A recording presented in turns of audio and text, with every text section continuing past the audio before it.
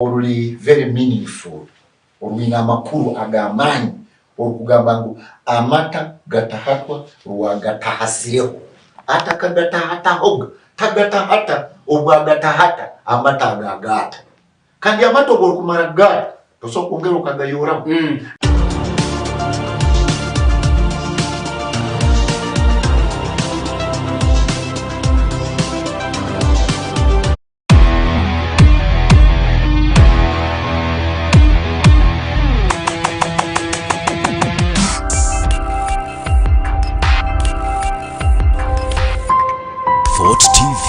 Stay entertained.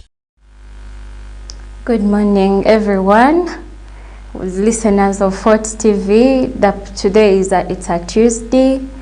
Those watching us on Afro Mobile, Langsat, your TV channels, my channels, those following live on YouTube, following live on Facebook. Nyona nimbatangira lero program yaitu eno Free Talk, which runs from Monday kuike kiro kya katanu Friday tukira kuba nainye saha ina kugarukira saha itanu nekichweka, and to being a Tuesday kiro kya lero kya kabiri kya lero tugenda kuba ntubana program Marriage and Relationship Affairs.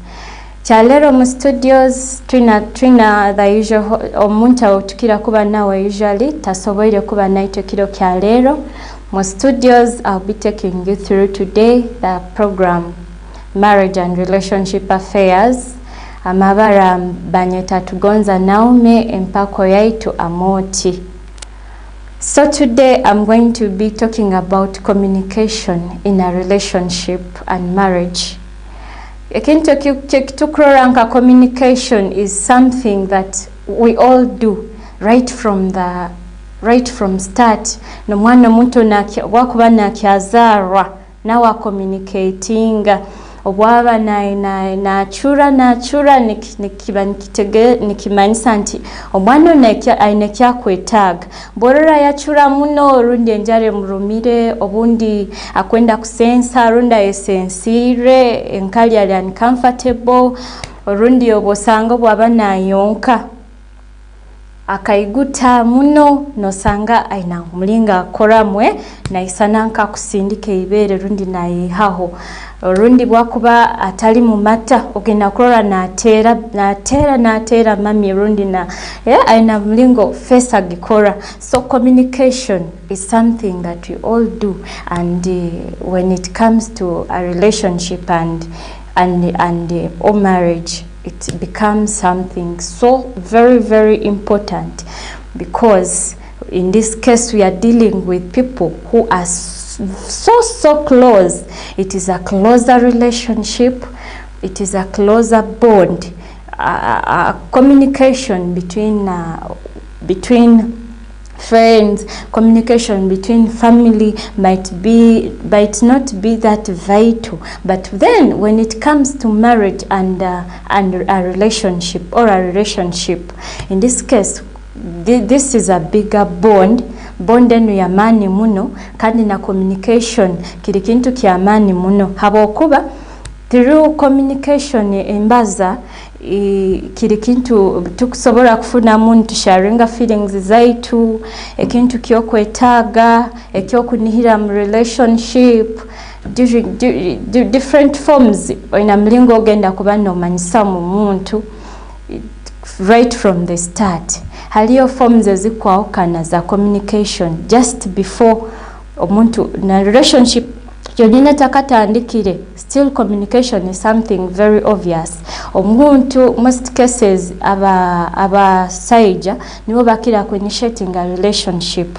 You might find that agenda kubanza na koranka we have observation, we have effective communication, twinana active listening. Hati nka observation egyo, hati nka abantu abakwetaga kutandika nka relationship, initiating a relationship right from the start. Until maybe I can approach this person. Most times omuntu tagumaga approaching omuntu. And another thing, neto abakyara with the ladies, Someone cannot just accept someone just out of the blue. Either baina hali ba meetingira somewhere ya murora rundi nkakurora hanu, maybe I've been observing this person, maybe tuli hamuli monyi kaire ninkwetegereza mulingo kwetwaramu mulingo koraki. So no banza no kodesa observation amaiso gawe, no banza no wetegereza no manya I'm going here. Nti omuntu ati nanti abanza na ayitwara ati obwa nkamurorao hantu rundi tukaba nkahabugenyi hafunaho nka some kind of misunderstanding, nyamurora nkwa reactinga ekiniga obusungu, rundi nyamurora nkwa kutangira abantu, nkwa associating na bagenzi be. So there is that part of observation which is also vital. Habokuba sometimes bokota observing omuntu rundi omuntu atakako observinga oga takakurozere nkomlingo kwetwara munko kuhandolinga most situations akusobora kumara gagenda ati akusobora kurole kintu nagamba okay, I'm fine with this person, I can deal with the anger, I need rundi nagamba I cannot deal with such a person ekintu nkekyo. So observation egyo, it is one of the ways that we can observe someone. No manya nti observe how you behave can sometimes send a signal to a potential suitor omuntu akuba observinga. Then another form that we have is emotion expression. There is no single relationship that starts without expressing emotions. Either ola kusobora na expressinga nagamba nkuhura nti I feel this about you, I feel I love you, I feel the love that I feel teri ya bulikiro, teri just friendship. So however much you feel that way, olibokubota mugambire nti wewe nkwehura nti let's do this, maybe I feel we should, if it is a friendship, let's take it to another level. Obundi most times olaijanka friend takubaza takugambire how it should be done. Rundi some people will expect you to be sort of actions naguma gakora action baitu kandi taku expressing ile how exactly. Some people are just used, people treat them nicely, hati okusobora kuja kuli you just treat someone nicely out of the blue to expressing ile emotions. And most times in relationship you need to express how you feel about someone. No expressing it until maybe you can write a letter, that is another way you can express your emotions. So this thing of communication is very, very important. Oli akusobora kumara naija. By the way, all aspects of communication is important muno. Habokuba oli bokubota mugambire, for example, bokota expressing the emotions zawe. Oli no gumaga mtwara no mufao, oli aja kumanya, yes, you're just caring, you're buying this, you're giving her time, you're listening to her. But bokota mugambire how you feel about them, they will not know until you express your emotions. So communication netuyamba ku expressing emotions zaitu, how we are feeling. Then you can also, someone gets to know what to expect from you. For example, for these, especially these relationships that are just getting started. No mugambira nyowe ninyendo muntati, nkwetago muntu ali muyonjo, nkwetago muntu ali lively. Then for most of other people nagamba wewe nyowe tinkugonza omuntu akunywa rundi amarwa, rundi tinkugonza omuntu ali ati, orundi tinkugonza omuntu akukora kinu, rundi I don't want someone doing this and that. Na kugambe kya kwetaga rundi nkwetaga kinu kibe hano. Tulina abantu baita ba so oli no mugambira what you expect in a relationship or in a marriage. For example, haliyondi obwakubateire hano nkarunda inengweze mulinga zipangamu nti nkwenda engwe zange zibe ziti, nkwenda bunkubankirekere hano, nkwenda kintu kitinkisange na hano. Oli no mugambira orundi oli akusobora kujja from nowhere, rundi opangire enju otekanize bintu byawe order the order oli naija na gamba namara gahindura maybe the arrangement of what you want hati we nikikurabya kubi but bokuba mugambire nti if I have done this I expect you to keep things in order, to keep everything where I have placed it. I expect you to be home by this time. I expect you to do this. I don't expect this out of you, this and that. Oli no musobora ekyokumunihira. Rundi for the ladies, most of them have their expectations. For example, abamu bakuba nibetaga nka you need money, you need financial this, you expect someone to marry you, you expect to meet their parents. All in all, musobora before we can get further in this relationship or before we can even initiate, I expect you to be ready to meet parents. I expect you to be ready to meet my standards. You set your standards. Niko sobole kuba otali disappointed. And sometimes, and another thing about communication is we need to share. It helps us to share feelings. Ntirundi nkwehura anti tinkwehura kurungi, I feel bad about this, I don't feel good if you do this such and such a thing. You share your feelings. And most times for the ladies, usually we get so attached emotionally. So, no sanga we have been with friends, we have been with parents, and now it is marriage. This, whenever something happens to you, whenever something bad happens to you, you feel like communicating it to your mom. You feel like I need to let someone know. You need to be pampered. A situation whereby someone will want someone to talk to give them that emotional support. Sometimes all women need to hear is a sorry. All in the work about hitting it like a stone. Runda can't come to izoka toito kati. Nka maybe ayekonyere hakisika. They just need a sorry from you, some emotional support. You share about how you feel. Sometimes omuntu akusobola kubafunira ekintu ekizibu gonza bwakuba nasaasa rundi arwaire. It's okay, yes it is true. Hatinka like a lady akwehura kubi akura mswija, it's true. You're not going to give them medication. You're not them. All they need is medication. All they need is maybe treatment or bakuba nibetaga nkomusawo niko bafuneki ekyokujanjaba. It's true togenda kumuha treatment, but bakuba nakugamba, by the way I'm not feeling good, by the way honey tinkwehura kurungi. All they need is that sorry from you. As long as all omugambire sorry, omugambire it is okay. There is a way. A sorry is also therapeutic in its own ways. It is like nehahonka eibale hamutima nekuhanka relief. It is like another medication of its own. So gentlemen should also sometimes look at that, those emotional needs. Then you can also, though sometimes people fear to make communication about their lives because they fear that they might be rejected. Nti orundi bunda mugamba nti rundi mfunira omusajja ati naati omanyire, especially kibaho muno when it comes to single mothers.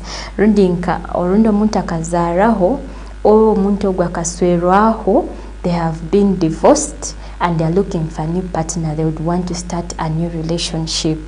Hati oli akusobola kutina nti by the way I have a child but I want to meet, I've met this guy, I feel like I should move on. Hati sometimes we have actually seen very many scenarios where women fear to inform men that they have children and they have been married before, but they have not been successful in a marriage and would like to move on. Hati waku meeting a guy, you know, they are afraid of telling this other new person about their children because they feel they are going to be rejected. That is one of the things, that one of the barriers stopping abamu from communicating effectively. But okuba no aurora iyo okuba no tina kumugambira, but kandi uwe okusobola kusanga this person might have loved you just as you are n'omwana waawe, however much you're divorced.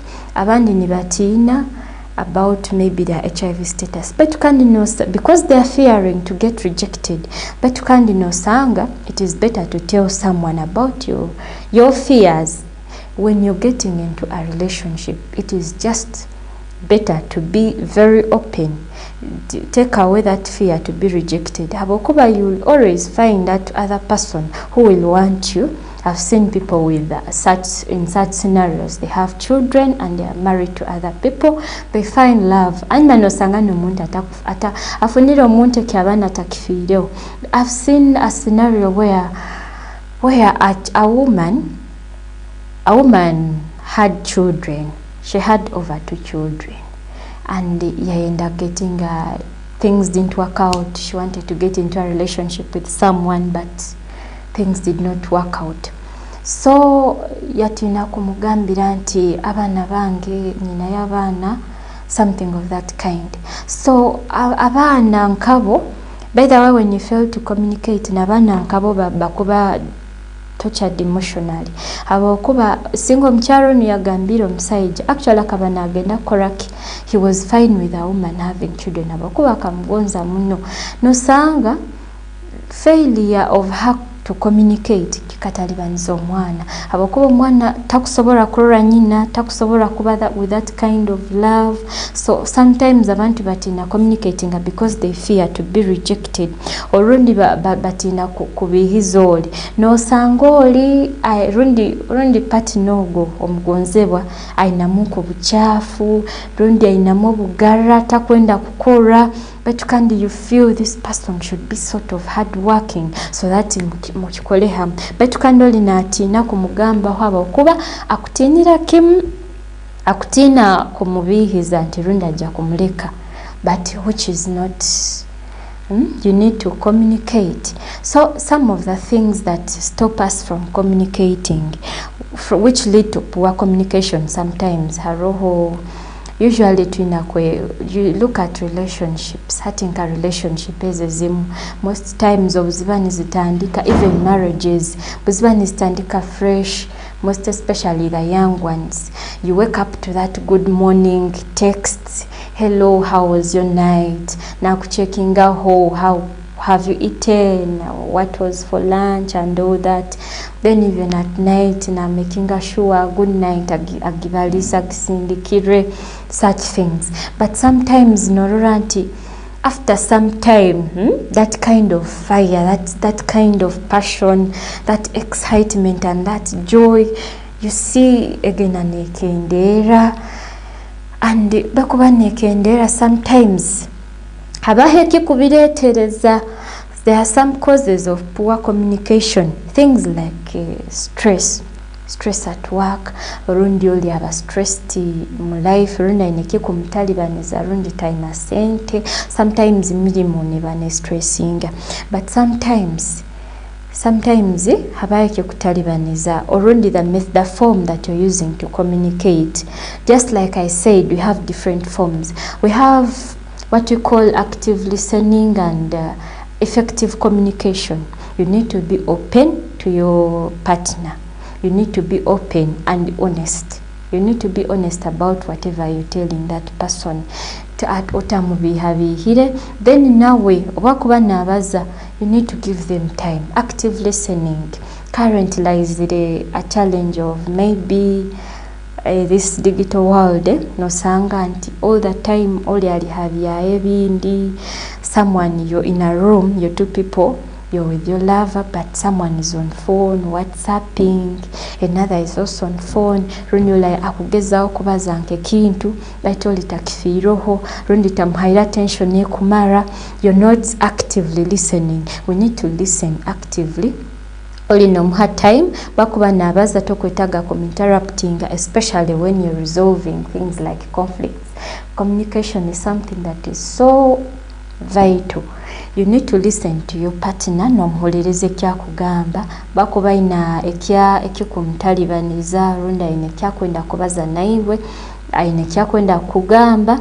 n'omuhuliriza bw'okuba olina naye ekyokuhakaniza muno ogamba this I do not accept, I do not buy this idea, n'omufuna nk'okumugamba kurungi mpora hati things like poor communication nka yelling kumutokesa n'omwamira nti rundi bw'okuba otaikirize idea yakugamba okapapa okatoka olundi okamwamira okatabukiraho takamazire n'okubaza takamazire n'okusobola ekyakugamba and a reason as to why maybe they are suggesting a certain idea and why tokamazire n'okwetegereza why they are not buying the idea.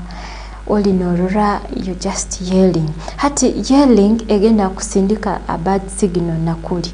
What is going to come out is some form of bad communication. Either all agenda nakoisa nka gestures akoleki akutokese mutoke murwane, then physically or abusive is also some kind of poor communication, abusive language, physical oli n'omutero ruhi n'okoraki then kukurora omuntu akwa idea ye otakagihuliriza n'ogihuliriza n'ogamba I cannot go by this, I cannot buy this, I cannot buy this.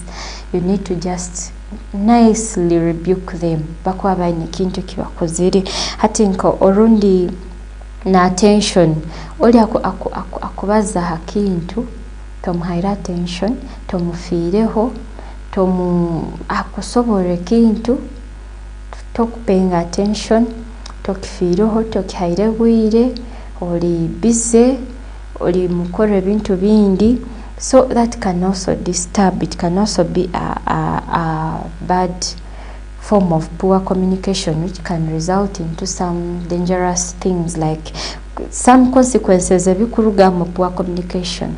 All first of all wakubanka kura kubi akwehura kubi akwetaga just omugambeka sorry, all they need is okay, we shall deal with this. Ekikurugamu oli ogenda kuba n'omutalibaniza, that person is going to break down emotionally, the person will feel unloved. That is how you find someone getting some other kind of person like a friend akumuhuliriza takumwamira akumwetegereza. You find that there are some consequences when you do not have of poor communication like the yellings, then all omuntu akubata nahura tokubwikiririzamu ate omuntu ogwo bakubasangira omuntu nabaza ekintu namuhuliriza namuha obwire namuha attention, they end up finding a lot of comfort this other side instead of finding that comfort in you. If you had listened, if you had given some time, if there is some kindness that you're showing to someone, noli naba ainekizibwa in a challenge, especially with the ladies. Most times tubamu selfish. We are the ones that want to be, anyway, it is naturally we need to be pampered. Now, you just want to listen to that story. You need some kindness. You need to be understood. You don't need to be blamed most of the times. Kandi, when you communicate very properly, inamlingetekaho bond. So when you bring in this kind of poor communication, nka oli alesere idea ye wamwamira wayanga kuhura akya explaininga otokere bonde inamlinge kuchekamu oli no bakuba nahura stressed akasanga omuntu akumuhulira akumshowinga that kindness akumoleka that kindness, that kind of emotional support nabana you find that someone is going to get where they are feeling that kind of, where they are feeling that they have been understood. Sometimes haro muntu when someone is communicating and haro scenarios omuntu abanagamba takyabaza naiwe, as you've seen relationship omuntu abaza naiwe right from the start nabaza good morning afireyo oli kurongi olire. Sometimes ogenda kurora about that kind of communication ekehere, either ogo omuntu ali busy hamlimo Orundi, you just need to give them space. Or you just have to understand if it is happening. Really no mkaguza, but what is going on? I would like to know what exactly is the problem. No gamba, maybe you don't mind about what is taking place. You don't mind about, you're not giving me time. You're not bothered anymore about how I feel, whether I'm fine or not. You need to just take some time, most especially when it comes to ladies. And then these gents, they also sometimes get challenges. Aroba funanka challenge tibakwenda sharing, but that is so bad because it sends a very bad signal to someone. It sends a bad signal to someone. Let's first take a break. We shall be back soon.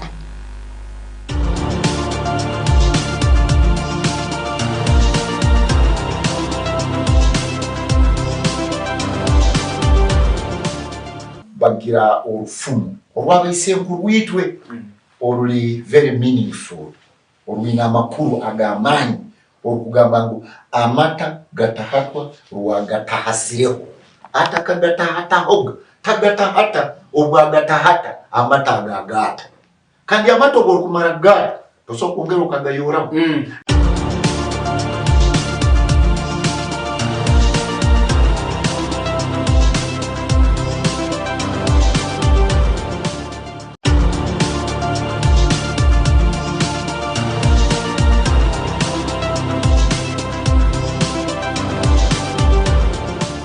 Sima wakoshal ha 4 TV ni nyodona kandi nkora program enu ya Street Talk nebaga buli kya mukaga kutandika sekunde bipaka saha emu na betukwizira mbichoka byao niyo tulinde obubibona ne Twitter na Mberol Street Talk.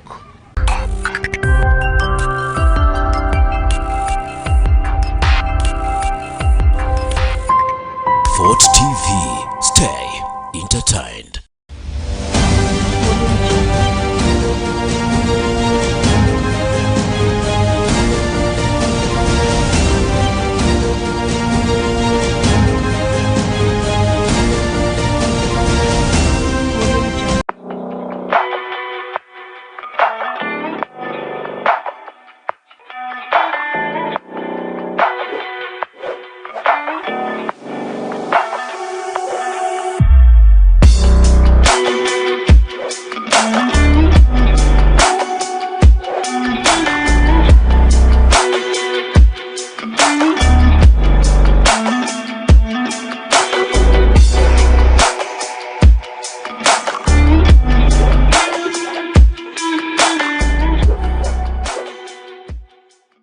Adier kogere ha Fort TV butosa ngira programu y'ekyoto enganzi yabona abantu bona bagitaga muno ekyoto kitandika saa 11 kugarukira 12 kichweka ezarwe bajyo kandi abose turaliza abose babuli mulingo kwiza kwota neitwe nuko tusobole kwega kumanya kwetegereza engeso emutwalize yatoro neha.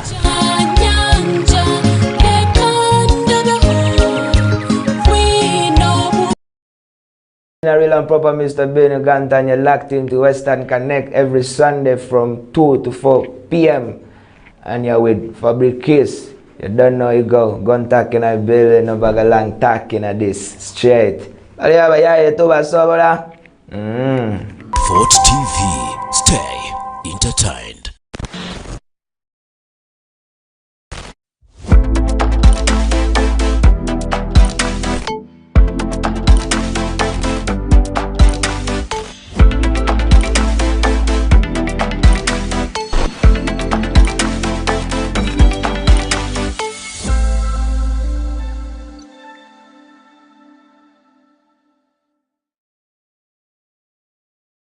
Hi viewers, this is your girl Princess Aggie of the Girls Talk every Saturday 7 to 8:30 p.m. You can as well download the Fort TV mobile app from your Google Play Store, and you can also follow us on all our social media platforms, it be WhatsApp, TikTok or Facebook.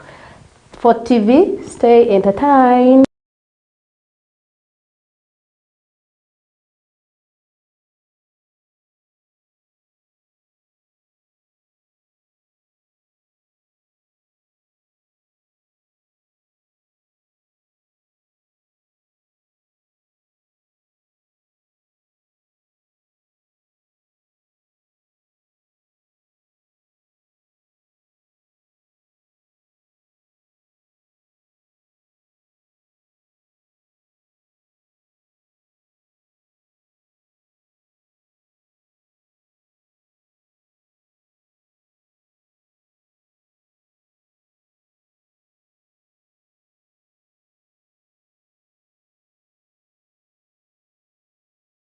up, our good people? It's your boy Swabrikis and Praise Pajapati we are the official host of Western Connect. That happens every single Sunday. That is from 2 p.m. up to 4 p.m. Keep it for TV. Stay entertained. Buliche wasabanga sagananga. Balo balo, balo balo, balo balo. The one for you, kachongamba muleke, muleke. Nazali wako joga siko jogebwa, nazali wako menya siko menyebwa. Ndemu wangu zoli hata wangulwa. Diwa wink on my calendar. Girl, to you I surrender. Kevin Mekatamua, you want to go drink God. You want to bamba, you want to tea with the big boys. Singira feza neza mama, oli mama tagange sukali yange Kanga bukedena. This a legend production. Tuli babandana.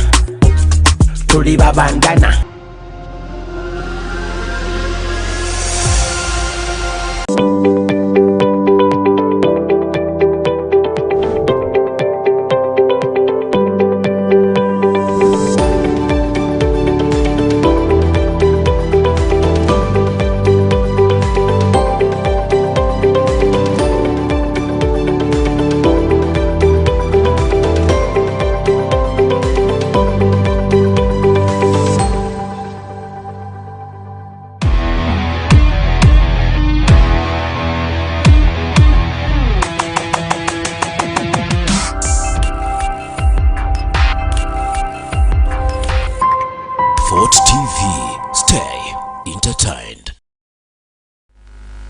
Welcome back from the commercial break. Katweyongere ya mtegwaito gwa kiro kinu communication. Those who have just joined us, we are still talking about communication on our program Free Talk, marriage and relationship affairs. So to continue with that, poor communication can be one of the poor communication is physical abuse, abusive language, vulgar and all that. All in mujuma I have a sweetheart afokere baitu kinu abandi abamu ni bamwetambwa this dog this what you know. It is also a way of sending a signal. Either oli mukusiso bwire or there is something that is not right that is going on in this relationship. Either you're wasting time or you need to find out and sort things out. I think when you realize there is minimum communication, usually there is either that you need to understand your partner. Ntirundi orundi either ogo munta fokere busy, maybe at the time you are talking frequently na kucheckinga on akusa kuba fokere busy hamulimo kugwafunire maybe abaire no mulimo orundi that time abaire unemployed so they are having less time, but you have to first find out orundi if you're no longer getting a good night, someone is no longer checking on you frequently, it's possible that that person is sleeping off. The person has just slept off, afunire this abrupt sleep. But maybe it can also be an issue if it is continuous, every day. Then you can also tell that something is not right during just from the kind of communication. All in over no, you're trying to talk plans about the future, all you are negative nagamba rundi kusoboka right now. Maybe you want to put things official, you want to make things official, you want to do the visitations, mkwenda koranko kubunga, oli nagamba tinyina senta kairekana, tinye tegekere. Either it is also possible that that person is buying time. Rundi alimukubuzabuza, you realize there is that negativity, no mugamba kinu, tinyina sente, katubanze tukole kinu. But then occurrent every time you try to do something na criticizinga na kuhakana nti ati tukusobola kola kino orundi all the time mwina differences ni mtoka, you're arguing about this today, you settle this, you're not coming up with a solution. Another thing is generally spending less time. Buli mwabazaga mwa communicating aga, but this time round obwire bumukumara hamu bukehere. Then omuntu takyabayinga ideas zawe. Then even negative interpretation, you're thinking of this oli nakufuna kubi. Then oli natakwetegereza, someone is not understanding you, you're trying to do something, maybe for a woman you might get a job and then a guy will think that you just want to leave them, maybe nikyo ofunira omulimo nkogwa haraira, especially when it comes to long distance. Bokuba mugambire kurungi oli nangenda ku interpreting kubi ekyo. I had a scenario about misinterpretation. Like there is someone who wanted to study in a university, and naenda kusomera university haraho so that they can be in a. So it was being a family matter. They wanted to study in a university which was a bit distant from home, and the lady wanted that girl to commute. Akabana chaenda ogo mwana mazire form 6. And there was an institution nearby. Akabana yenda nti institution egyo omwana banza somere hai hano so that atandike kurugira muka. But this person wanted to study something else. Na kosi yabaire naenda terumu egyo institution. But kandi mami we naenda, she had her own fears. She's a paranoia, she had her own fears. Na gamba mwana waragenda kurara mu hostel, agenda koraki, agenda kusiskara. So just like that, oli yayanga nti for actually babitabukira myagamba, you want to go to a university and do such and such a course just because you want to sleep in a hostel. But that was not the child's dream, and that was not the child's intention.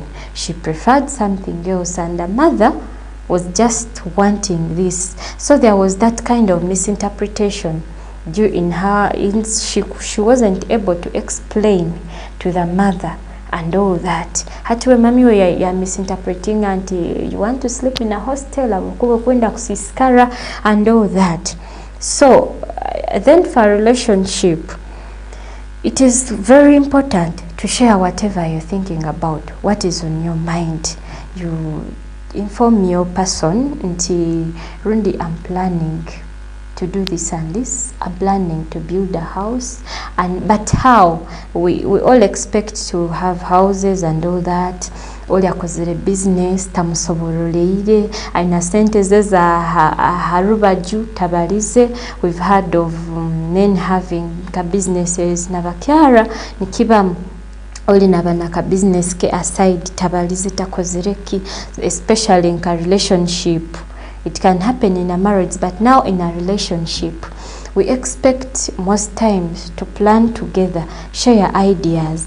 But a rokan scenario until you're sharing ideas, you when come like a lady, okusakuba no gambira the gent, until I'm planning to do this, I would like to do this and that. But you can know uwe plan is za kukora takugambira.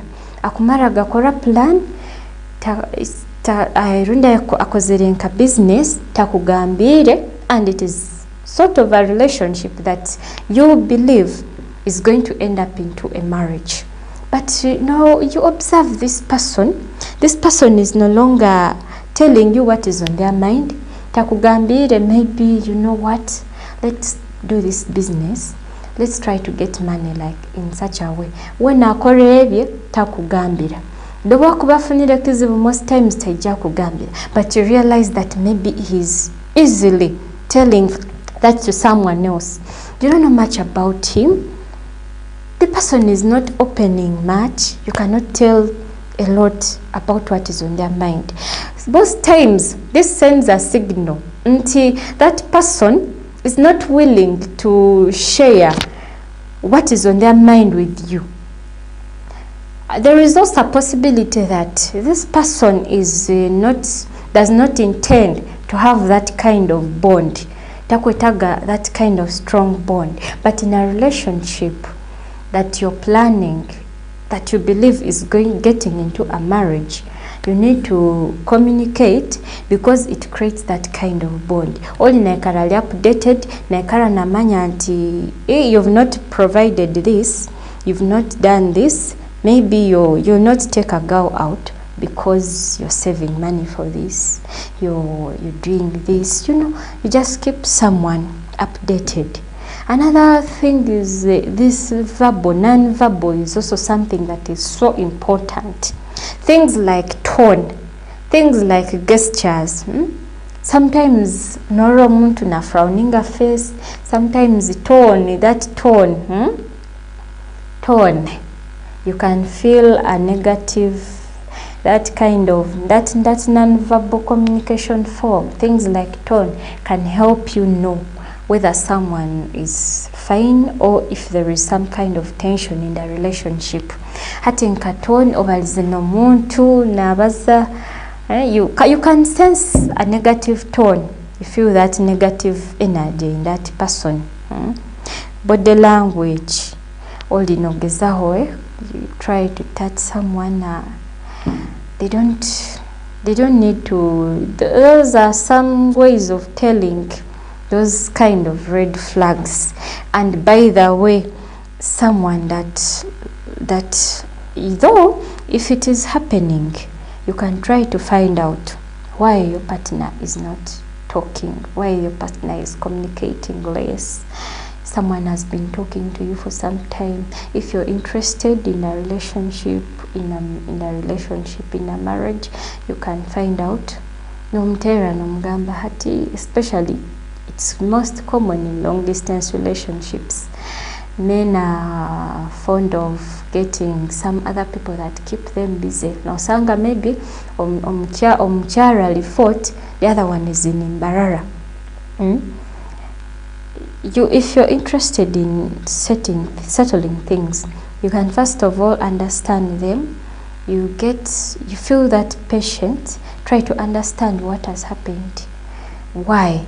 Let them know that you're interested in a relationship, and tell them that if they feel there is time to work things out, you can work it out. I have this scenario.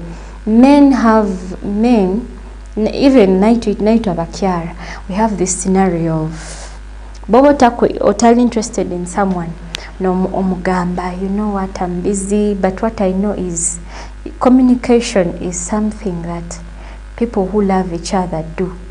I believe it is, because you started this relationship while you were communicating, and out of the blue, you're giving us an excuse of, you know what, I'm busy, I cannot talk to you. I have this scenario of a friend. She had this guy, they were communicating, they were in touch, everything was fine, you know, good morning. There is a way that kind of care from your loved one gets you attached. You know, you always feel, most times it happens to ladies when they cannot, there's that time of, if a person has not talked to them yet, they feel like, you know, their emotions, all their stress. So there is this person, he has a guy, they're in a relationship, dating.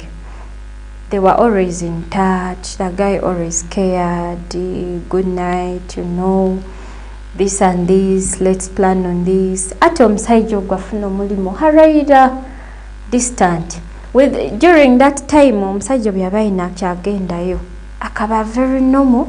Communication was okay, nibabaza, the joy is there, the tone is okay. But akagenda kurora, tone yomusaija yakubaza, yakubalisa, it is sort of harsh, sort of rough. Ayabaire na tera nibabaza almost all that every day, not all the time, but at least that kind of frequency, the frequency was okay. Yagenda nakendeza, Hati yatandika gamba, you know what, of course the lady was so attached. You know, ladies usually they get so much attached to their loved ones. There is a way that they are naturally weak, sort of.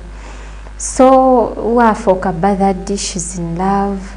Yatandika keyo obwire bwakubaza nawe takutera simu. Sometimes nabaza esimu nagichwao, hello how are you, nachwahe simu. Omukazi agamba baitu omusaijo no aikara busy akiki. Omukazi agendayo hamulimu hala kukora. Obuyagenzere yasanga actually akabanza yamterera nkesimu. That person was looking at him. Akabamtunulira kwasire nesimu mu ngalo. Omusajja talina busy. Yamugamba hania nkwenda kubazaho naiwe. Naenda yamugamba yakwate simu. Yamugamba I'm very busy, nina ba clients bandi benkukoraho. Obwo omukazi ayemerera distance amtunulira. Baitu omusajja talina kyakukora, simagi kwasire aikalire just relaxing. Alinda sigara halaikaire. Yalinda akira yagitrying out after some time. Ali had distance akumrora, she was watching the guy. Guy akira mugamba, you know I'm busy, I'll talk to you later. But the guy was not busy actually. Hata again omwisiki yagarukayo. Yakwata omuhanda yagarukayo halarugiri. Akagenda finding out after some time until this person was actually talking to, was that busy excuse. Akabaina omuntu ondi wakubaza nawe, that there was someone else taking that time. So most of the times that kind of reduced communication, that tone and all that is sometimes an indicator. It's one of the red flags that you can read from. No, once you know that kind of red flag, read the red flags and find out that there is something that is not right. Even no manyira mukonka. So that it does not only happen in relationships between a lady and a guy. It can also happen in marriage. In marriage and family, between parents and children. Most times our children also have things that they would like to communicate to us. No sanga scenario nti bojo mami mukali muno baitu daddy hakiri wena akuhuliriza. Or that kind of poor communication, physical, msobora, you know, the person cannot understand you.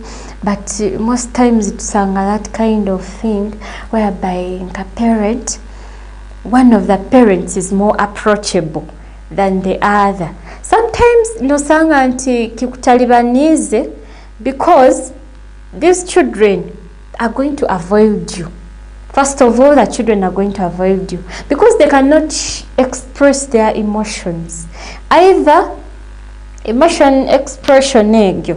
If the moment they express how they feel, the moment they express their views, you as a parent, you are fond of trashing whatever their suggestions are, whatever their views are. Hatino sanga in family, it is also affecting, whereby you find that maybe mommy is okay, daddy is easier to approach compared to mommy. No sanga bana bali nkabe chwiremu hati ngawe parent actually no musaija no sango kwijomuka, you coming from work abana ni bakwesereka. You find that your child is even going to get a problem, but they will not even tell you, they will not let you know, because first of all, whether that child has made a mistake or not, you're going to quarrel or you're going to beat them right away. Just because of your communication, even physical. You're going to just shout, you're going to beat them up. So you find that they're going to have a favorite parent, which could be normal, but there is that favoritism, and then there is that favoritism Communication is one of the things that you find that oli omwana anagamba mommy and daddy, I rather go with mommy. Even phone calls, no sango oli ali haisomero, maybe ali hantu, maybe someone is stuck, find that the mommy ni wako mwanguhira compared to daddy. But why? Have you ever bothered to ask yourself why? The problem is on communication. Obwageza kusobora ensonga ye, obwakugeza kugamba ekikumuruma, before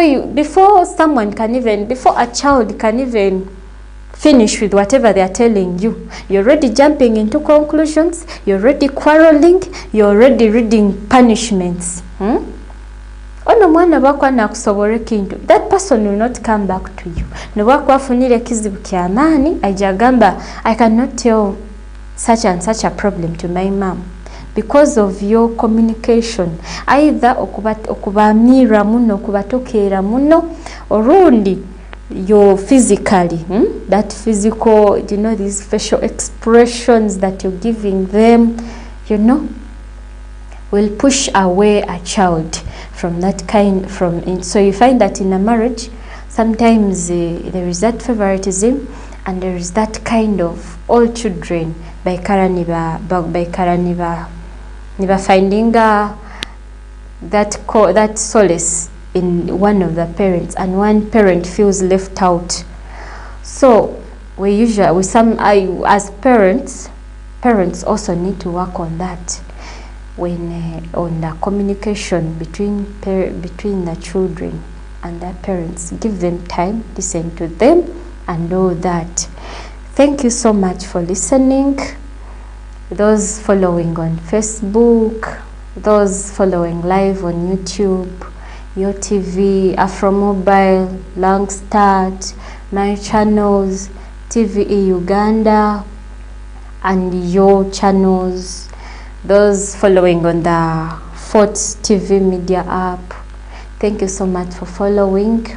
It's a Tuesday. The program is Marriage and Family Affairs.